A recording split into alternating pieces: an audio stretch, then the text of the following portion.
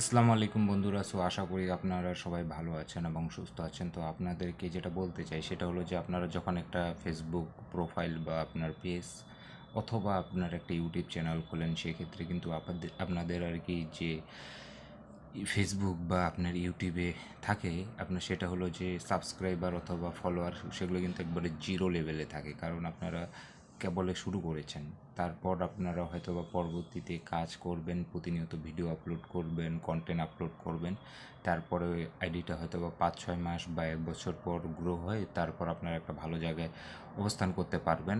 তো সেই রকমই আপনাদেরকে আরেকটা কথা বলি, সেটা হলো যে উদাহরণস্বরূপ বলা যায় যে আপনারা যেগুলো সেলিব্রিটি আছে বা যারা হয়তো বা গেন করেছে আপনার সব কিছু, সেক্ষেত্রে আপনার ইউটিউবে আপনার যে সাবস্ক্রাইবার আছে, সেক্ষেত্রে আপনার তারা কিন্তু প্রথম অবস্থায় তারাও কিন্তু জিরো থেকেই শুরু করেছে। পরবর্তীতে তারা ভালো ভালো কন্টেন্ট আপলোড করেছে, যার কারণে কিন্তু তারা পরবর্তীতে গিয়ে ভালো একটা সাবস্ক্রাইবার অথবা ফেসবুক পেজে যখন তারা প্রতিনিয়ত ভিডিও আপলোড করেছে, সেখান থেকে ফলোয়ার গেন করেছে এবং তারা কিন্তু ভালো জায়গায় যেতে পেরেছে।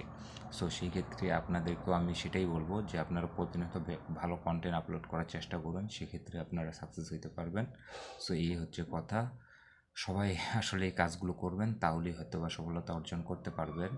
আসলে ভিডিও আপলোড করার মাধ্যমেই আপনারা আস্তে আস্তে হয়তো বা আপনাদের আইডিটা বা আপনার ইউটিউব চ্যানেলটা গ্রো করবে। 5-6 মাস সময় লাগতে পারে আর কি, কিন্তু এক সময় কিন্তু আপনারা অলরেডি গ্রো করবেন। সবাইকে এটাই আর কি পরামর্শ দিচ্ছি। সবাই ভালো থাকবেন এবং সুস্থ থাকবেন। আল্লাহ হাফেজ।